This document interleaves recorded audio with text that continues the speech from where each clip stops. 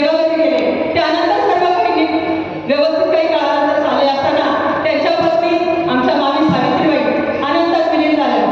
ह्या दुःखाने ते स्वतःला सावरू शकले नाहीत लवकर. अनेक वर्षांची सासंग जाताना त्या गेल्यामुळे मामा फसले, दुःखी झाले.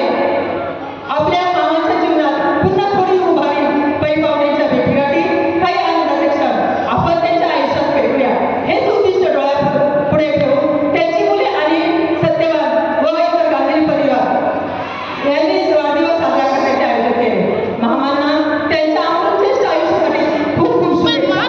आपण सगळे देऊया त्यांचे जीवन सुखी समृद्ध व आरोग्यमय जावं हीच ईश्वरचरणी सदिच्छा आणि शुभेच्छा.